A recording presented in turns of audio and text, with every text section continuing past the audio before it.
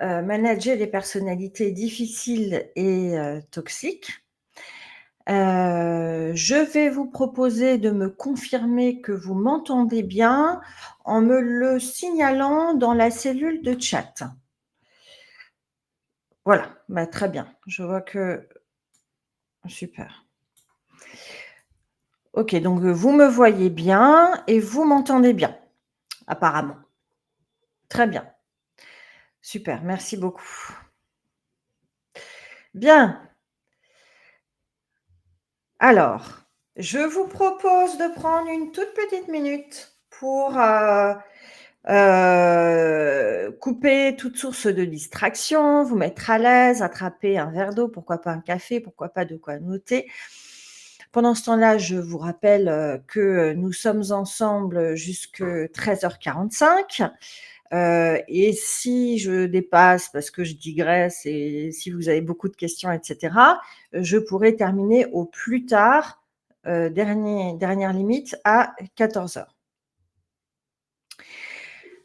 Question, préalable, je vais vous demander, quelle est votre fonction et quel est le problème, principal qui vous amène aujourd'hui, si toutefois vous en avez un. Donc, ce que je vous propose très concrètement, c'est pour les personnes, pour ceux qui parmi vous ont actuellement une problématique relationnelle avec une personnalité difficile, je vous propose, enfin peut-être pas vous, personnellement, mais ça peut être dans votre équipe ou dans les collaborateurs que vous suivez. Je vais vous demander de me le signaler dans le chat, de me donner quel est votre, prénom, parce que parfois je n'ai pas votre prénom, votre fonction et la problématique qui est la vôtre. Et bien sûr, je vous demanderai de me donner ces 3 informations dans le même message, hem, pour pas que j'aie à rechercher, des bouts d'infos à droite à gauche. Ça me permettra, de personnaliser, enfin en tout cas d'adapter, ma présentation. Voilà, donc je vous laisse me répondre. Alors d'habitude, je vois quand les personnes sont en train de répondre. Là, je ne le vois pas. Bah, j'espère que plusieurs d'entre vous sont en train de m'indiquer, leurs fonctions et leurs problématiques, du moment. C'est vrai que d'habitude, je le vois. Ah voilà, alors Arthur, direction des opérations avec un CEO qui souhaite modeler les relations telles qu'il le souhaite. Il souhaite que les rendez-vous tard le soir et avoir toutes les infos très précises. Bon. En gros, vous avez un souci avec votre N+1, qui est très, très rigide et exigeant visiblement. Virginie, directrice, des ressources humaines, il y a un conflit entre les 2 fondateurs de l'entreprise autour de la culture d'entreprise. D'accord, merci beaucoup. Laurence, médiatrice en CNV interne et coach interne, qui a pas de problème. Et ben, je vous souhaite que ça continue comme ça, Laurence.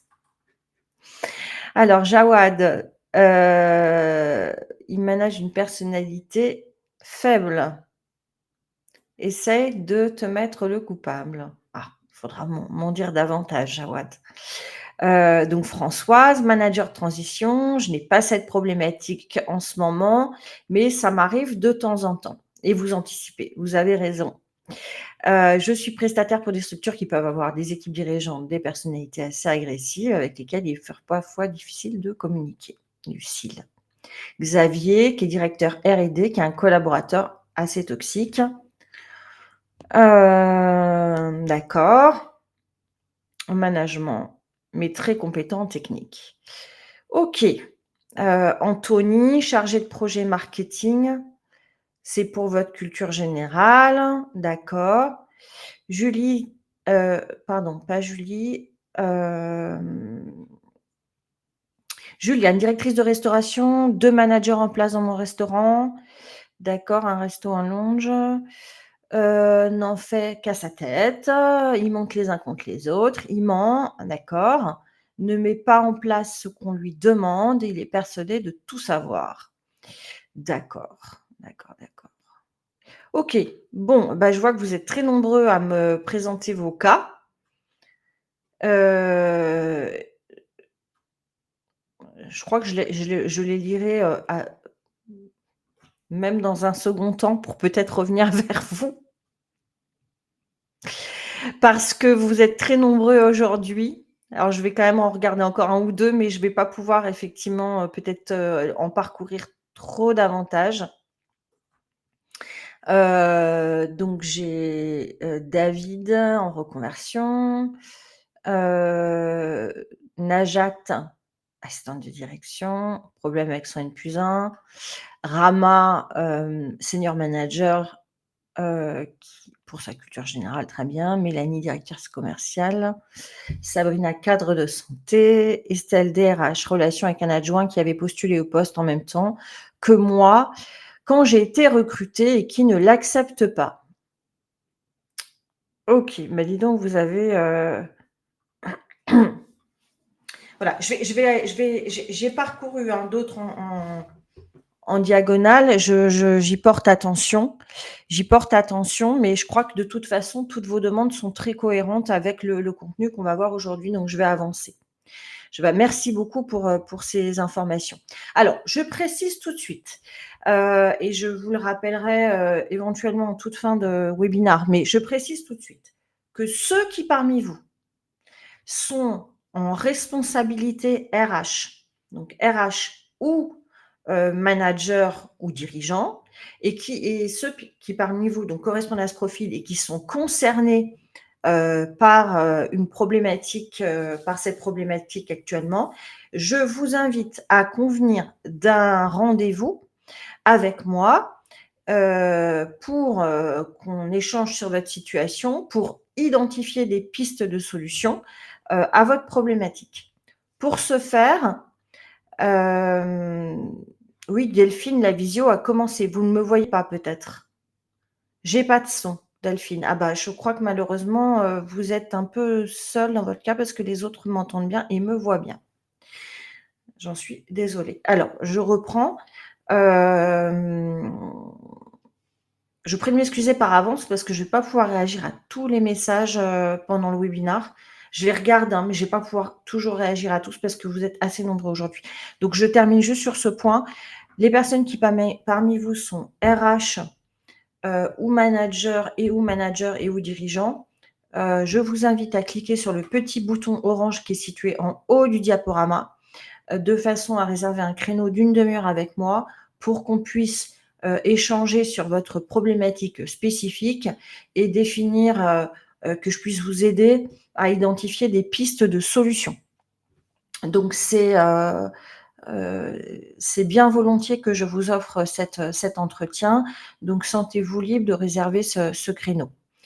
Je pense que les autres comprendront, heu, que je ne peux pas offrir cet entretien à tous les participants, mais vous êtes tous, bien sûr, les bienvenus.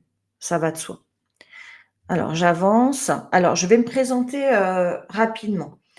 Donc moi, j'ai une première partie de mon parcours dans les ressources humaines sur des fonctions avec vraiment un peu la casquette, psy qui est ma formation initiale, où j'ai, travaillé sur des problématiques de recrutement, de gestion de carrière, sur des périmètres France et internationaux et essentiellement pour des grands groupes.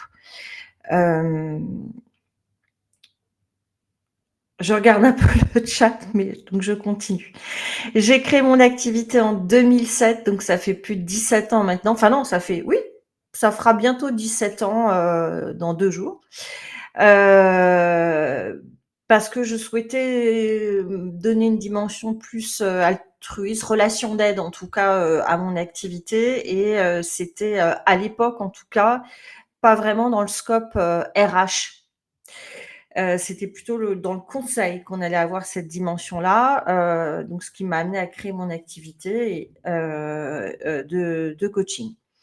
Rapidement, j'ai développé une première expertise sur la confiance en soi, l'affirmation de soi, et j'ai créé un programme d'accompagnement, que j'ai appelé le programme Envol. C'est l'acronyme de Être naturel, vrai, ouvert et libre. Et puis, par la suite, vers 2010, j'ai créé un programme pour développer le leadership et le charisme qui s'appelle le programme Éveil, et c'est l'acronyme de entreprenant, visionnaire, enthousiaste, intègre et libre. Suite à cela, vers 2015, donc il y a bientôt 10 ans, j'ai eu beaucoup de personnes dans mon cabinet qui étaient dans des situations de grande souffrance, qui m'ont interpellée, qui m'ont amenée à m'intéresser énormément au sujet, des relations toxiques, du harcèlement, de la souffrance au travail, et ça m'a amenée à essayer de comprendre un peu les différents, facteurs qui sont intriqués et qui amènent à ces situations-là. Et progressivement, je me suis, intéressée davantage à la personnalité, et l'impact de la personnalité justement dans les relations de travail, et donc plus spécifiquement des relations, difficiles.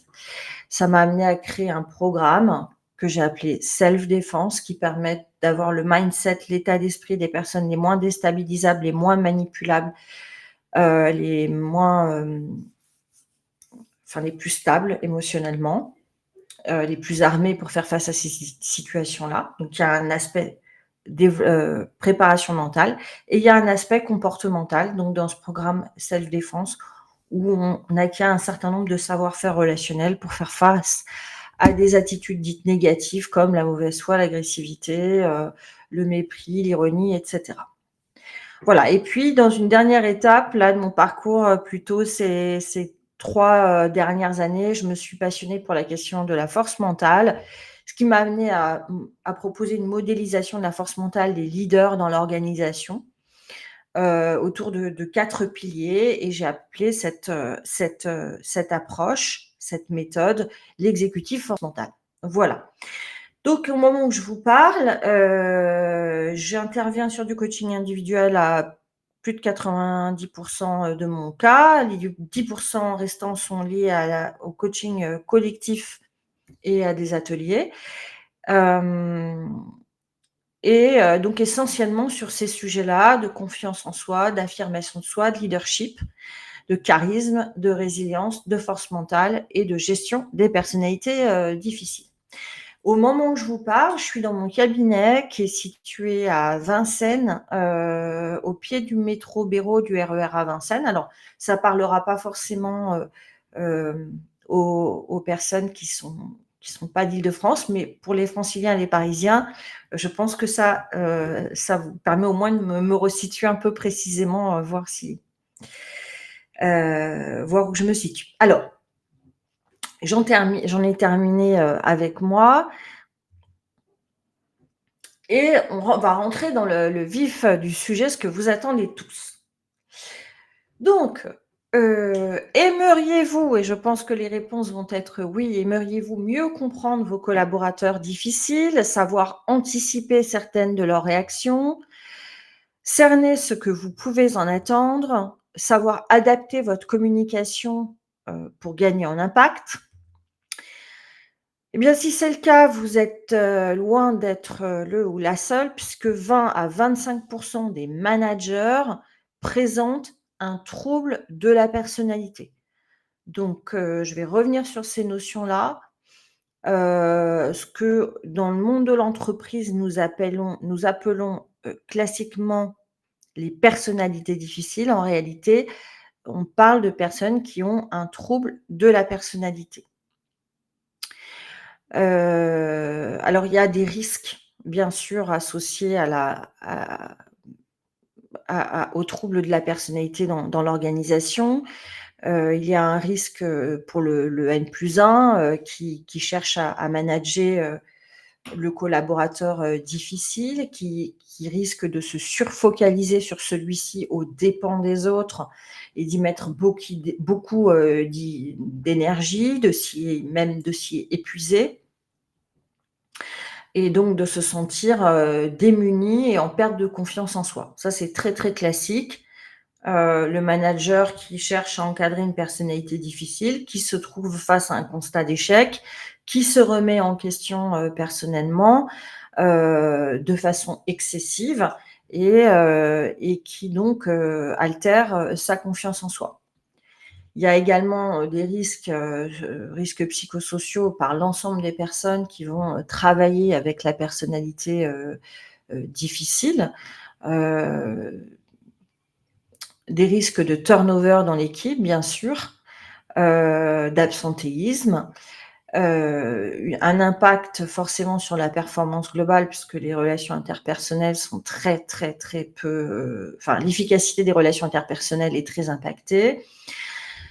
Bien sûr, les personnes qui sont en responsabilité à ce moment-là, que ce soit les hiérarchiques ou même, les RH, sont, parfois, fortement challengés par ces situations.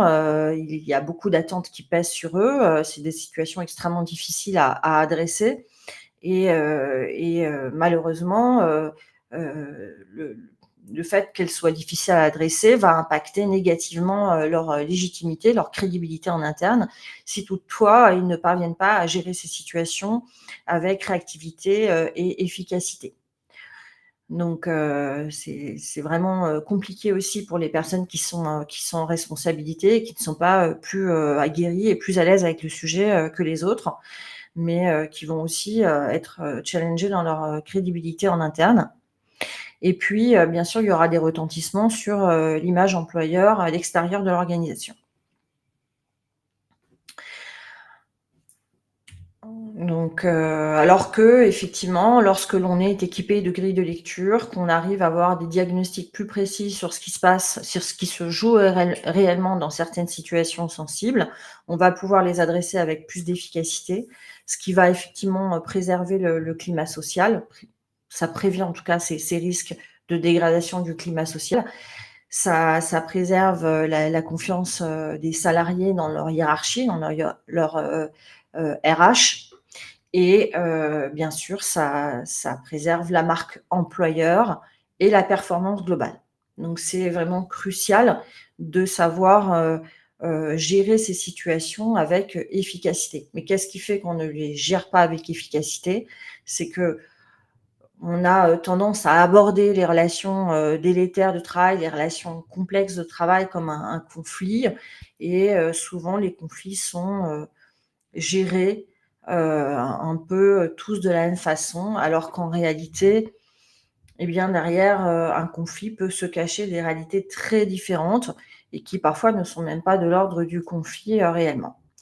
Quand on est dans le cadre de manipulation perverse, on ne peut pas dire qu'on est dans le cadre d'un conflit. C'est autre chose qui est en train de se jouer en dessous des cartes. Mais c'est vrai que c'est extrêmement compliqué d'arriver à diagnostiquer, ces situations-là lorsqu'on n'a pas des grilles de lecture, en particulier sur les personnalités, difficiles. Voilà. Je parle un petit peu vite, j'ai un contenu qui est important. Je vous remercie parce que je vois que d'autres personnes m'ont partagé leur situation et tout ce que j'aurais pas lu durant le webinaire, je le lirai après et je me permettrai de revenir éventuellement vers vous après pour vous faire du feedback. Donc rassurez-vous, vous n'avez pas écrit vos situations pour rien. Je prendrai le temps de tout lire avec beaucoup d'attention. Mais là, je vais avancer parce que j'ai beaucoup de contenu et vous êtes nombreux aujourd'hui. En tout cas, pour le chat, je vous invite à réagir si toutefois je ne suis pas claire. On va de toute façon parler de choses qui sont complexes, donc je vais essayer d'être la plus claire et la plus, simple possible. Mais si ce que je vous dis n'est pas parfaitement clair, surtout vous n'hésitez pas à me le signaler, parce que je suis à votre service aujourd'hui, hein. Mon objectif, c'est vraiment vous être utile et que vous puissiez repartir avec des tips, avec, une compréhension, beaucoup plus, une bonne compréhension du sujet dont on parle. Hem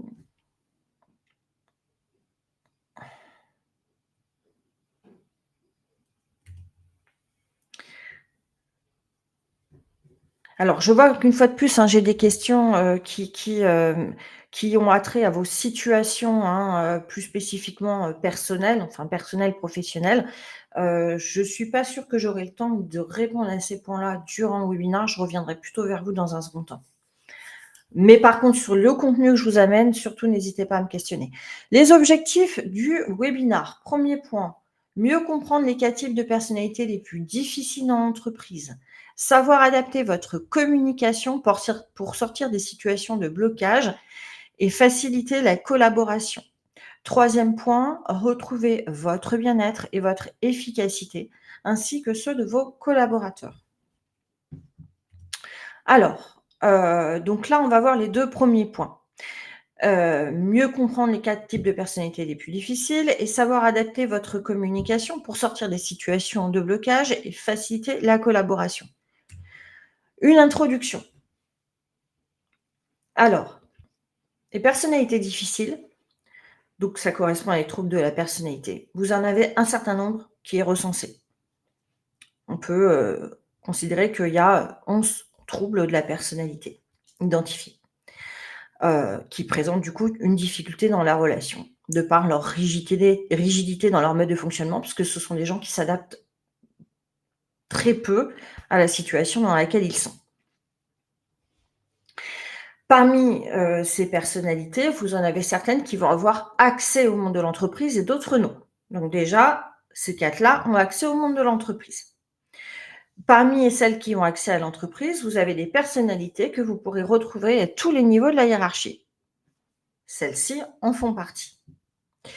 Parmi les personnalités difficiles qui ont accès à l'entreprise et que vous retrouverez à tous les niveaux de la hiérarchie, certaines posent plus de problèmes que d'autres en interne, présentent plus de risques que d'autres en interne. Ce sont, de ces 4-là dont nous allons parler. Voilà. Les 4 types de personnalités dont je vais vous parler, vous les retrouverez à tous les niveaux de hiérarchie, dans tout secteur d'activité, même s'ils sont plus représentés dans certains secteurs que dans d'autres, selon leur profil. Et ce sont les profils qui présentent le plus de risques pour, l'organisation. Donc voilà, j'ai fait mon choix sur ces critères-là. Alors, le premier profil dont nous allons parler est le perfectionniste. Alors ça, c'est un terme que moi je vous propose.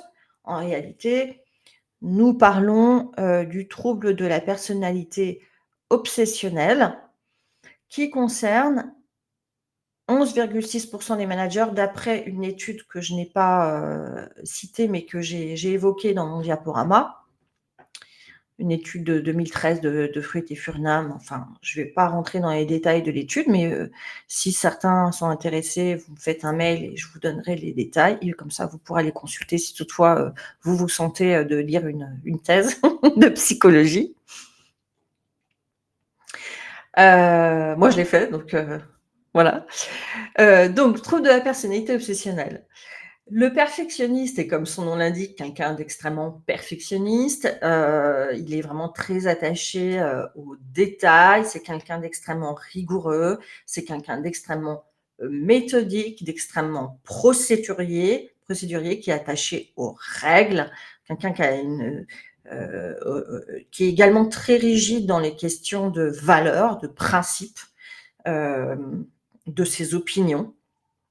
De l'organisation, des process. Donc il est très, très, très rigide. C'est quelqu'un qui va être également très dévoué, dans son entreprise, donc il peut être un très gros travailleur, mais trop, c'est celui qui peut se faire une nuit blanche,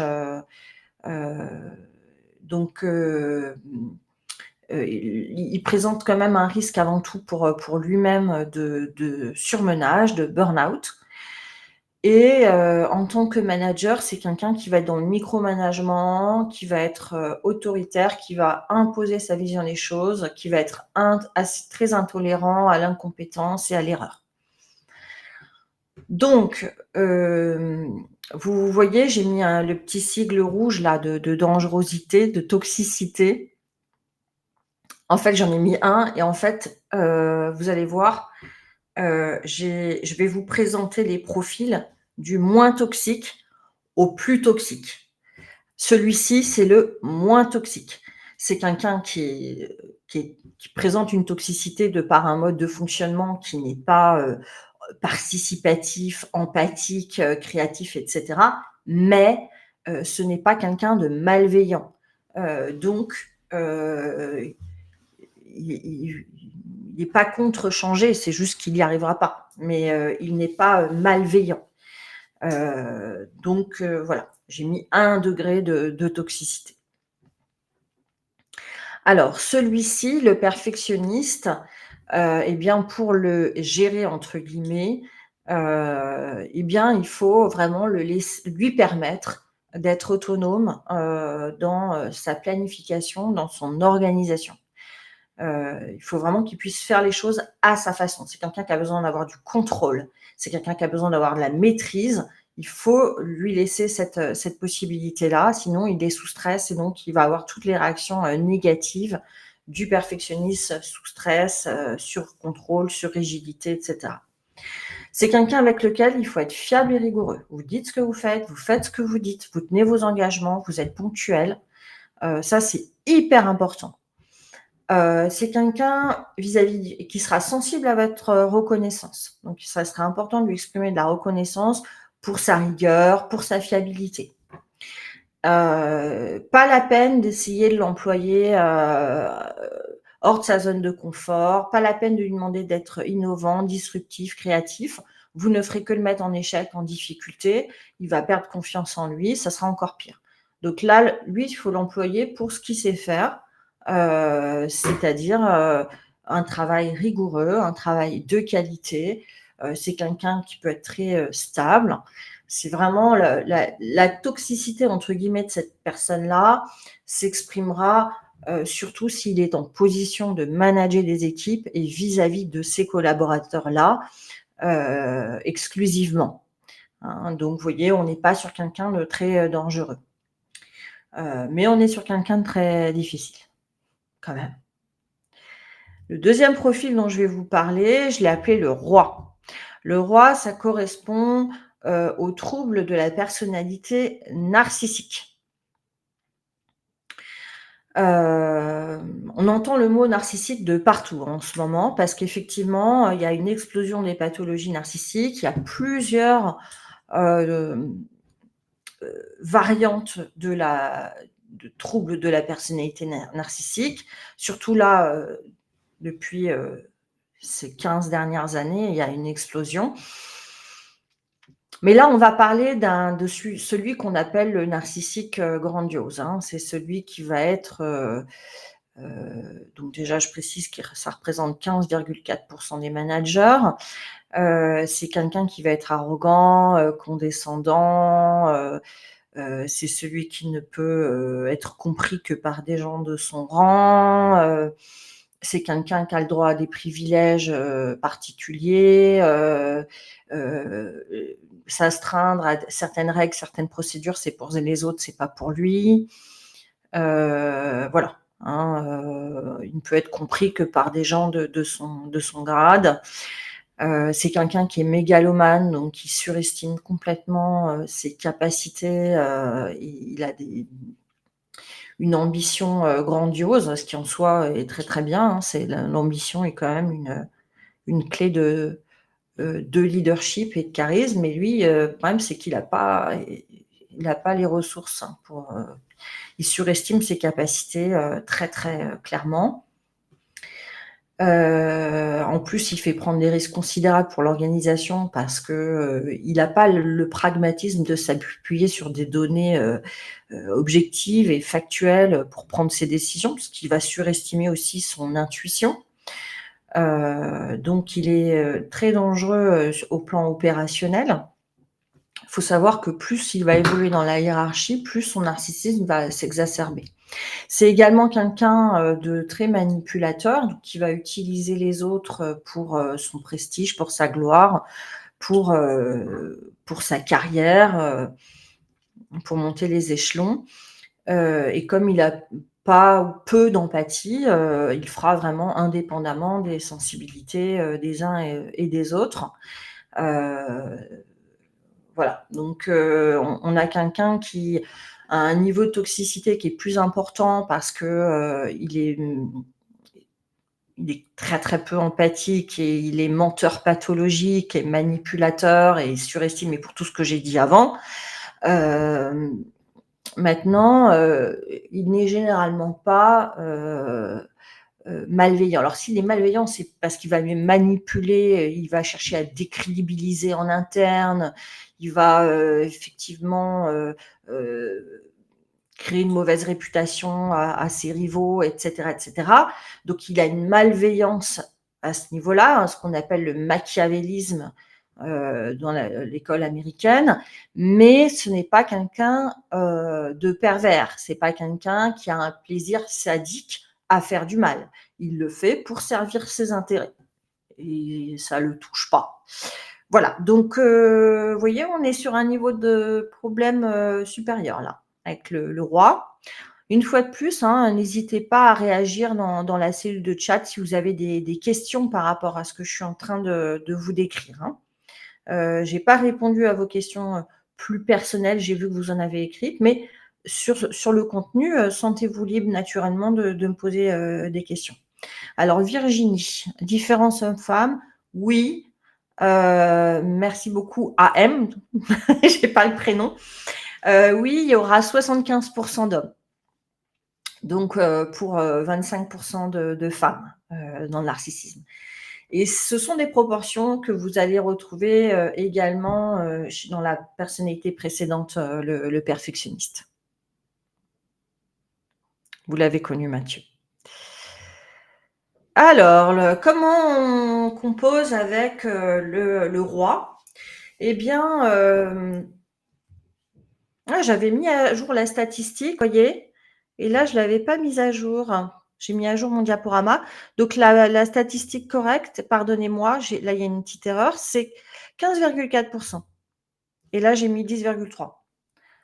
Il faudra que je corrige ça. Donc avec le roi, si vous voulez, c'est quelqu'un qui ne se met pas de limite.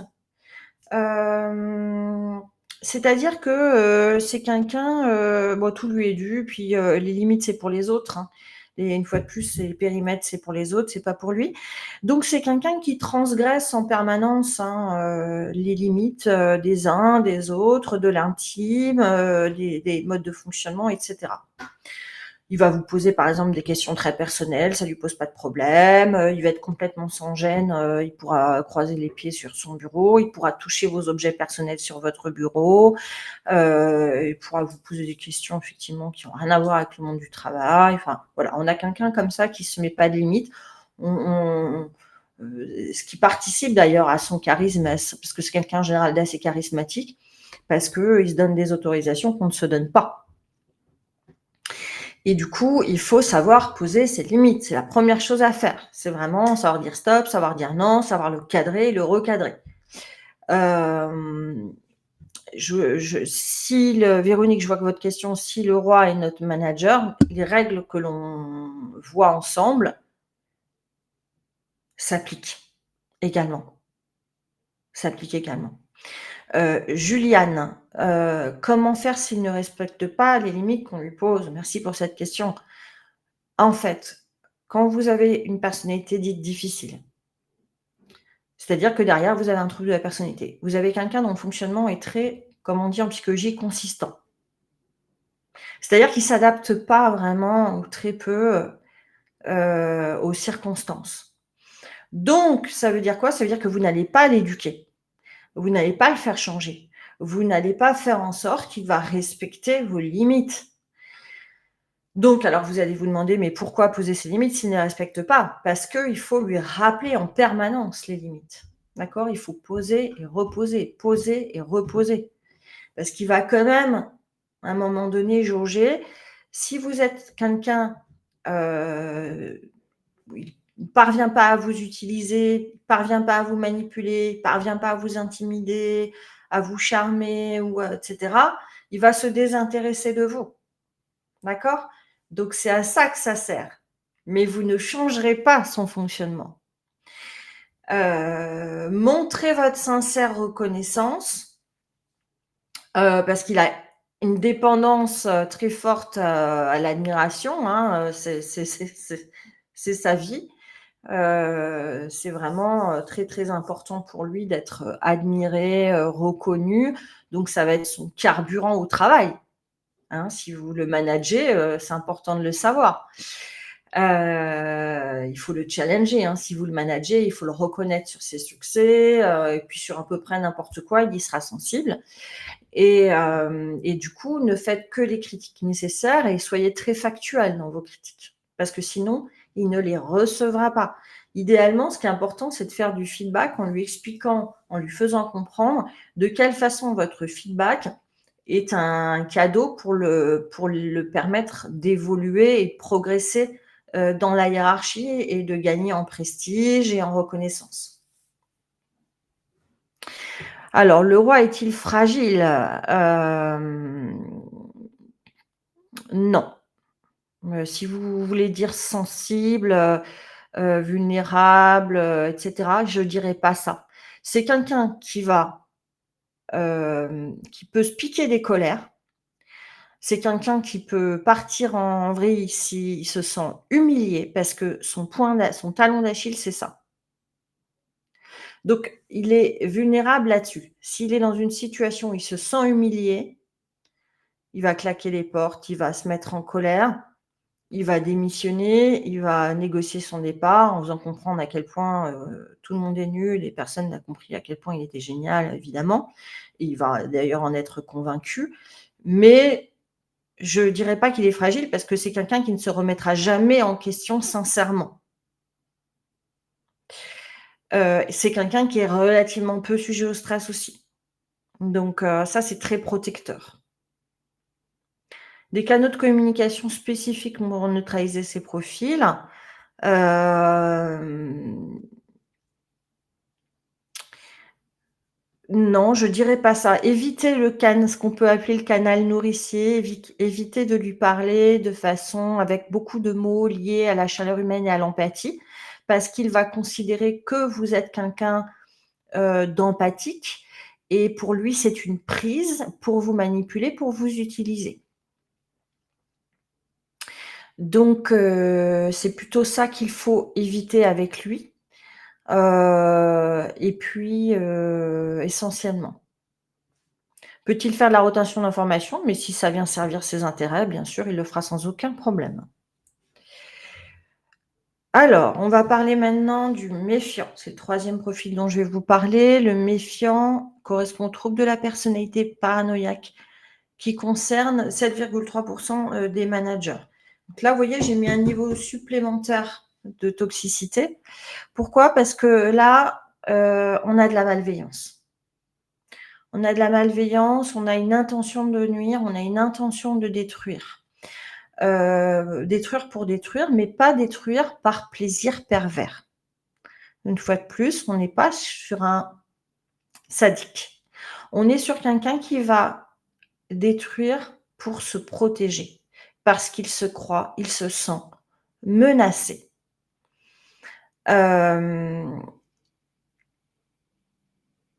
Alors, soupçonneux, bon, bah, c'est quelqu'un qui doute, hein, de la loyauté des autres, il pense qu'on médit, contre lui, qu'on le critique, voire qu'il y a des complots, donc il est très soupçonneux, ce qui, empêche, l'élaboration, la construction de relations, réellement coopératives. C'est quelqu'un qui est secret, isolé. Souvent, il y a une espèce de chape de plomb lorsqu'il manage une équipe. Souvent, j'ai entendu, par exemple, mes clients me dire, bah, dans l'équipe de ce manager qui est un méfiant, eh bien, ils ont des règles, ils n'ont pas le droit de communiquer avec d'autres services, ils n'ont pas le droit de communiquer telle ou telle info. Donc il y a une espèce de dictature interne, très forte. C'est quelqu'un qui va pas demander l'aide de ses collègues, il préférera faire tout par, lui-même. C'est quelqu'un qui est très orgueilleux, extrêmement susceptible. Il va monter sur ses grands chevaux. C'est quelqu'un qui vous prend facilement de haut, qui est facilement condescendant. Il s'agit également d'un profil narcissique, hein, ça fait partie des profils narcissiques. C'est quelqu'un de très rigide, surtout dans ses opinions, ses convictions. Et c'est quelqu'un, qui bien sûr fausseté du jugement, hein. C'est pour ça qu'on parle de paranoïa, parce qu'il interprète de façon, erronée, y compris des événements anodins. Donc c'est quelqu'un qui va générer de perpétuels conflits. Et effectivement, je vous disais le degré de toxicité parce que, c'est détruire avant d'être détruit, pour se protéger. On n'est pas dans une logique, on est dans une logique perverse avec une intention de nuire. En plus, c'est quelqu'un qui est quand même assez enclin au passage à l'acte, hein. Donc c'est quelqu'un qui peut aller, détruire des documents, crever des pneus, enfin voilà quoi. Mais, on le voit venir, hein, quand même, hein. On le voit venir. C'est en soi, c'est pour ça qu'il est moins dangereux que celui que je vais parler, d'après ou qu'on verra pas, venir. Celui dont je vais parler après. Alors, comment on compose avec le méfiant? C'est quelqu'un, comme il est paranoïaque, il faut être extrêmement clair et cohérent. On évite les métaphores, les ambiguïtés, les sous-entendus. On est clair comme de l'eau de roche. On est fiable. Voilà, pour éviter toutes les interprétations erronées. On évite également les rapports de force. Ça sert à rien. Si vous voulez le moraliser, ça sert à rien. Si vous voulez le convaincre que vous avez raison, ça sert à rien. Vous n'allez faire qu'attiser sa paranoïa. Donc on évite, les rapports, de force et donc on respecte scrupuleusement les formes, hein.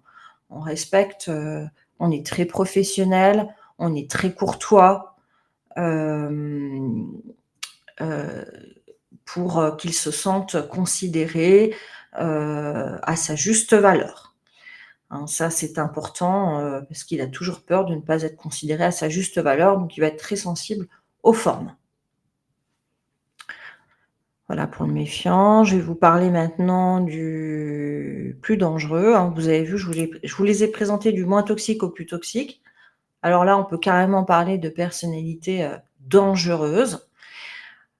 Comment je l'ai appelé? Vous voyez pas, je pense, le haut de ma présentation. Moi, je ne vois pas le haut de ma présentation. J'espère que vous, vous le voyez. Pouvez-vous m'indiquer si vous voyez le haut? Il y a marqué que c'est le prédateur. Non? Ah mince. Alors attendez, si je ferme ça, vous le voyez. Mais j'ai fermé l'onglet où vous pouvez prendre rendez-vous. C'est pas grave. Bon. Heu, oui, c'est bon, OK. Alors là, vous voyez le prédateur, OK. Est-ce que, vous voyez toujours le bouton pour prendre rendez-vous, s'il vous plaît? Ou je l'ai fermé pour tout le monde? Non, vous le voyez plus, OK. Bon, alors vous savez ce que je vais faire, c'est que je vais vous le communiquer ce bouton dans la cellule de chat. Voilà, il y a une interface qui a évolué et par conséquent, je fais des bêtises. Voilà, donc là, j'attrape.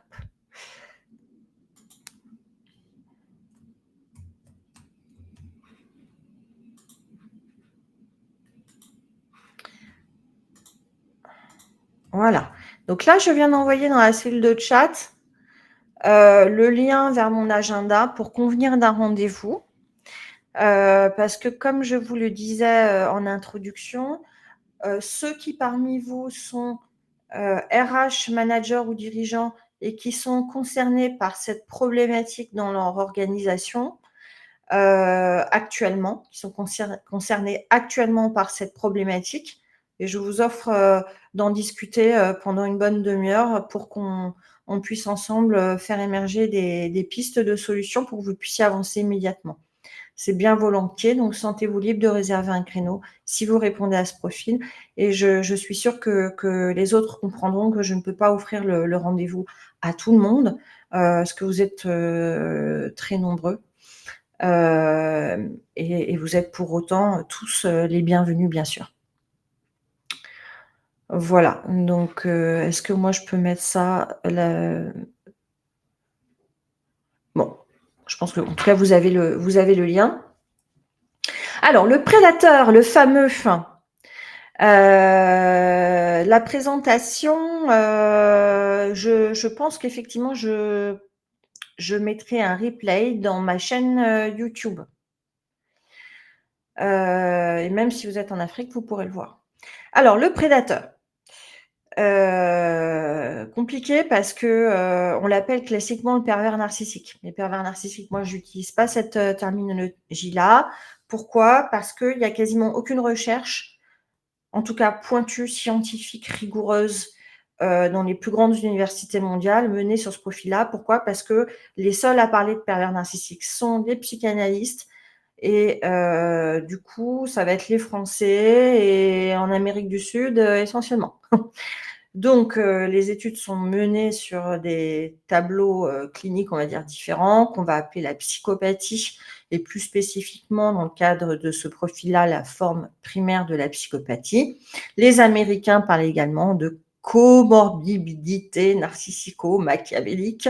Ils parlent également de, triade noire, triade sombre, dark triad. Donc, il y a plusieurs, terminologies qui vont permettre de décrire ce profil, mais qui correspond en tout point à ce que les psychanalystes ont brillamment décrit comme étant le pervers narcissique. C'est pour ça que j'ai mis plus ou moins 5,4% des managers, car pour pouvoir vous proposer cette statistique-là, j'ai dû croiser plusieurs études et faire des inférences pour essayer de vous donner une approximation, voilà, que vous puissiez quand même avoir un ordre d'idée. Alors, le prédateur, c'est quelqu'un qui est, comme son nom l'indique, narcissique. Donc, il coche toutes les cases du profil narcissique, le roi dont j'ai parlé avant. La différence avec le narcissique, c'est que lui, en plus, il est pervers. C'est-à-dire que lui, il a une jouissance perverse, un plaisir à détruire. Donc, il va détruire pour le plaisir. C'est-à-dire, bien sûr, pour son prestige, bien sûr, pour évoluer dans la hiérarchie, bien sûr, pour éliminer ses ennemis, mais il va harceler moralement, décrédibiliser les uns les autres, les terrifier, les intimider, les charmer, enfin tout ce qui pourra avoir comme impact délétère sur les autres, il va s'en donner à cœur joie parce que ça lui fait plaisir, parce que il se sent puissant à ce moment-là, et c'est vraiment un truc qu'il adore, c'est se sentir puissant. Donc, c'est quelqu'un qui transgresse les règles, qui agit immoralement, qui a un plaisir pervers à faire agir les autres hors de leur valeur, hors de leur morale. C'est quelqu'un qui a une dangerosité aussi qui est liée au fait qu'il passe incognito. Il est hyper difficile à repérer. Il y en a, on le voit parce qu'il va être, c'est tellement caricatural que vous allez le voir, ça va être évident. Mais il y en a, je vous assure que vous ne le verrez pas. C'est vraiment impressionnant comme ils peuvent se fondre dans le paysage, parce qu'ils peuvent ils peuvent donner l'image de quelqu'un de très empathique, ils peuvent donner l'image de quelqu'un qui a beaucoup de valeur. C'est quelqu'un qui peut être très charmant, c'est quelqu'un qui peut avoir beaucoup d'humour, c'est quelqu'un qui peut être charismatique, c'est quelqu'un qui peut vous écouter avec beaucoup d'attention. Donc, c'est très difficile de l'identifier sur ce profil-là, comme ayant ce profil-là. C'est quelqu'un qui est menteur pathologique. Alors, il ment, mais alors vraiment pour tout et n'importe quoi, celui-ci, et qui est très égocentrique. Donc lui, il y a vraiment une dangerosité, et puis la dangerosité ne se limite pas à ses collaborateurs, elle est pour l'ensemble des personnes qui vont le fréquenter. Parce qu'il a rarement de réels amis, même s'il vous fait comprendre qu'il a un grand réseau et beaucoup, beaucoup de pouvoir. Il a plutôt des gens qui sont dans la loi du silence, il a plutôt une petite cour autour de lui, de gens qui préfèrent l'avoir, qui préfèrent sentir qu'il est de leur côté plutôt que l'inverse. C'est plutôt des gens qui sont plus animés par la peur que par l'admiration, ou en tout cas l'envie d'être à proximité de cette personne-là. Voilà. Pareil, si c'est pas clair, vous n'hésitez pas à me poser des questions. J'avance parce que je vois que je suis extrêmement en retard. J'en ai dit beaucoup trop, donc j'avance. Alors, pourquoi ça n'avance pas? Ça y est. Alors, comment le gérer? Eh bien, prenez vos distances. Alors déjà, c'est pas le gérer qu'il faut, hein, vis-à-vis de ces gens-là, ce qu'il faut, c'est de vous en protéger. Déjà, ça doit être votre priorité absolue, parce que vous ne le changerez pas. Donc le gérer, c'est plutôt, vous en protéger, vous en prémunir. Un maître mot, mais prenez vos distances. Prenez vos distances, psychologiques, c'est-à-dire n'attendez rien de lui, n'attendez pas de reconnaissance, n'attendez pas d'empathie, n'attendez pas de sympathie, n'attendez rien. Parce qu'il ne faut pas lui faire confiance. Donc prenez vos distances psychologiquement et physiquement. Donc favorisez une communication écrite. Ne répondez pas tout de suite à ses attentes. Prenez le temps de la réflexion avant de lui répondre. Voilà, mettez de la distance, pour vous protéger. Heu, Communiquez factuellement et formellement. Donc c'est quelqu'un en fait, en gros, soyez, comme un ordinateur. Il faut vider votre communication d'émotions. On oublie, le charme, on oublie, les petites blagues, on oublie tout ce que voilà, on oublie les smileys, les emojis dans les messages. Non, la communication doit être, factuelle, extrêmement factuelle, et formelle.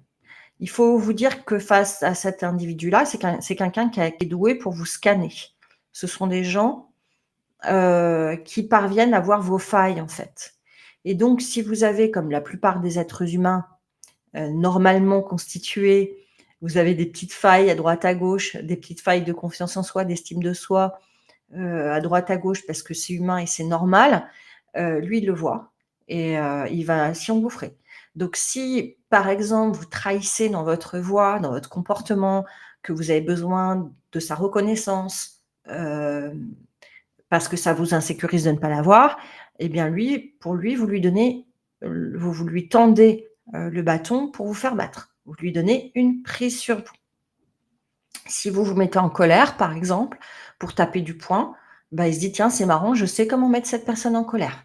Donc je sais comment je vais faire pour qu'elle se décrédibilise devant les autres» et puis après la faire passer pour une hystérique ou pour, quelqu'un qui est comme ceci, qui est comme cela. Donc vaut mieux vraiment, avoir une communication la moins, avec le moins d'émotions, possible vis-à-vis de cette personne.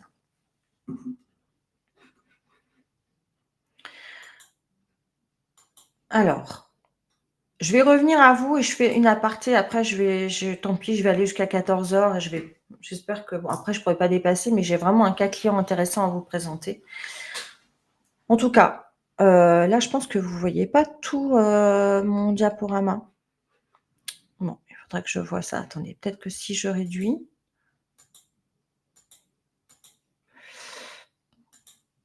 Ah non, c'est pire. OK. Bon, je reviens à vous. Vous êtes actuellement en difficulté dans vos relations professionnelles. Vous ne parvenez pas à vous affirmer ou à vous protéger. Votre confiance en vous en est fragilisée, plus grave encore, vous souffrez. Eh bien, vraiment, je vous alerte. Je vous alerte vivement. Attention, parce que vous risquez de vous épuiser et de perdre profondément et durablement confiance en vous. Quand je dis durablement, ça peut être des années de travail sur vous derrière si vous ne réagissez pas suffisamment tôt. Vous risquez de ne plus, pardon, pouvoir assurer votre mission avec efficacité et ainsi de dégrader votre employabilité en interne comme à l'externe, hein. Quand on a 2 tensions, qu'on est dans la confusion, qu'on est, dans la peur, qu'on est très déstabilisé, on va pas impacter positivement dans les entretiens de recrutement, ni internes ni externes. Donc, là, ça devient vraiment problématique. On risque également d'avoir une attitude négative vis-à-vis de ses proches, évidemment, et également donc de détériorer sa situation personnelle. Donc vraiment un conseil, réagissez. S'il y a des moments dans la vie où il faut savoir, se faire aider, demander de l'aide, c'est vraiment ça en fait partie. Clairement, ça en fait partie. Je vais prendre quelques minutes. 5 minutes, il me reste pour vous présenter mon cas client. Bon, c'est la première fois que je fais ce webinaire-là, donc j'ai pas encore calé le timing, je ferai mieux la fois prochaine. Vous avez la première version. Vous pouvez pas rester, Caroline, tant pis pour moi. Enfin pour moi, pour vous aussi, en l'occurrence. Je vous présente mon cas client parce que je vous présente qu'il y a des solutions. C'est ça quand même qu'il faut retenir, il y a des solutions. Alors, je vous présente mon cas client, je vais essayer d'être ultra efficace. Ma cliente s'appelle Laurence. Évidemment, les noms ont été changés, les prénoms ont été changés. Je vais l'appeler Laurence RH. Laurence RH, elle est directrice de la gestion des cadres stratégiques et dirigeants dans une grande entreprise de services publics qui emploie plus de 10 000 collaborateurs. Laurence RH m'a fait part d'un cas, du cas de Eric, qui est une personne rigide, colérique, qui manque d'écoute, qui est tatillonne, qui est contrôlante. Nathalie est la N+1 de Eric. Donc Nathalie N+1 est directrice de projet et donc elle a été signalée à Laurence les comportements problématiques de la part d'Eric. Donc le contexte est le suivant. Nathalie a du mal à travailler avec Eric, qui lui-même a du mal à travailler avec son équipe, puisque les 5 membres de l'équipe d'Eric montrent des symptômes de souffrance psychologique. Voilà le contexte. La finalité de mon intervention était donc de permettre au N-1 de Eric, à Eric et à Nathalie, sa N+1, de retrouver bien-être et efficacité. Voilà le contexte et voilà la finalité de la prestation. Qu'est-ce que j'ai proposé à mon client? En première phase, j'ai proposé une phase donc 1 d'évaluation et de diagnostic. Attention à ne pas vous précipiter avec des solutions trop rapidement qui ne seront pas les bonnes car c'est contre-productif et derrière c'est reculer pour mieux sauter, voire le problème s'aggrave parce qu'on n'intervient pas au bon niveau. Donc la souffrance s'aggrave, etc. et toutes les conséquences que j'ai évoquées tout à l'heure. Tous les risques que j'ai évoqués tout à l'heure. Donc, évaluation diagnostique, phase 1, l'objectif, c'est de comprendre la dynamique relationnelle au sein de l'équipe. C'est-à-dire Nathalie, Eric et N-1 de Eric. Donc, Laurence, RH et moi-même, Stéphanie Coach, nous nous sommes entretenus avec l'ensemble des collaborateurs, Nathalie, Eric et les N-1 d'Eric. Il est apparu que Eric adopte effectivement des comportements type de la personnalité perfectionniste, sans me permettre de dire à 100% que j'ai fait un diagnostic psychologique, quand bien même je serais qualifiée pour, je préfère dire voilà de quel profil Eric se rapproche. Nathalie N+1 semble avoir eu des difficultés à poser ses limites et à s'affirmer dans cette relation, ce qui n'a pas arrangé les choses. Et les N+1 montrent des signes de souffrance morale, en particulier du stress et de la démotivation. Donc voilà les conclusions de la phase 1. L'intervention. Donc l'intervention a consisté, il y a plusieurs interventions. Pour Eric, les objectifs de l'intervention étaient de lui apprendre à lâcher prise et à gérer ses émotions et également de développer son écoute active. Donc, j'ai proposé et réalisé l'intervention suivante. Il s'agissait d'une formation individuelle de 6 modules d'1h30 chacun, répartis sur 2 mois. Alors, les résultats. Il y a eu des progrès constatés parce qu'on n'est pas sur un profil ultra rigide. Sachant qu'il y a des degrés dans les personnalités difficiles. Il y a des gens, c'est sûr, il y a du moins au plus. Il y a des degrés dans les troubles de la personnalité. Donc là, il y a eu des petits progrès parce qu'on n'était pas sur un cas trop grave. Hem,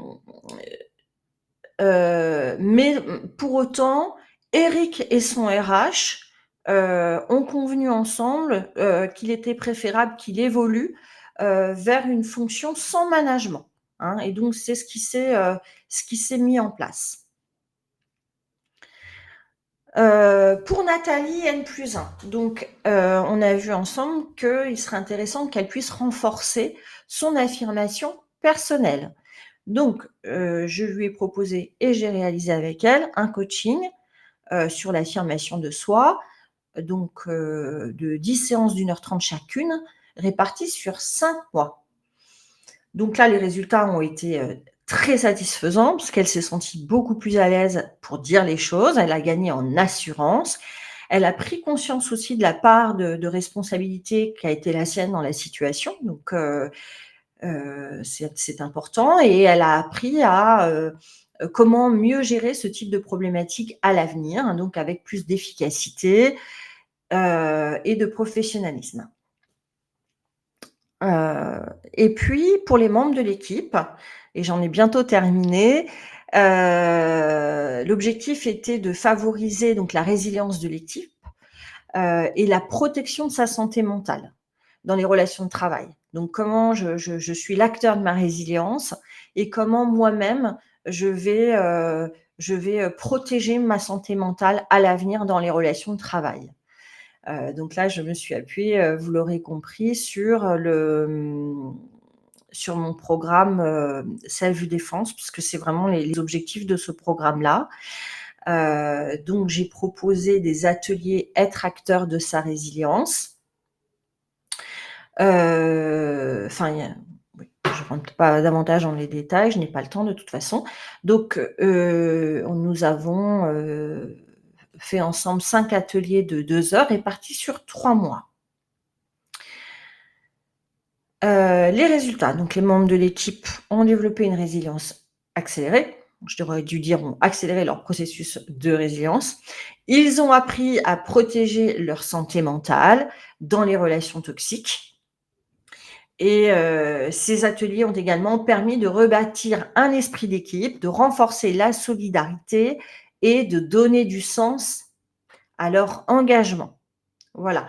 Donc vous l'aurez compris, pour adresser ces problématiques, ce qui me paraît vraiment très important, c'est toujours de prendre le temps de diagnostiquer ce qui se passe, parce que c'est très trompeur. Moi, j'ai des situations qui m'ont été adressées où on avait l'impression, on croyait de l'extérieur qu'une personne était, le manager, harceleur, et puis il y avait un collaborateur qui semblait être la victime du harcèlement, et puis toute l'équipe qui en était impactée. Sauf qu'en prenant le temps d'établir un diagnostic, l'histoire était tout à fait différente, parce qu'en réalité, c'était plutôt le collaborateur, qui s'était victimisé, qui avait un profil de narcissique, limite prédateur, et la pauvre manager qui effectivement souffrait d'un manque de confiance en soi et d'affirmation de soi.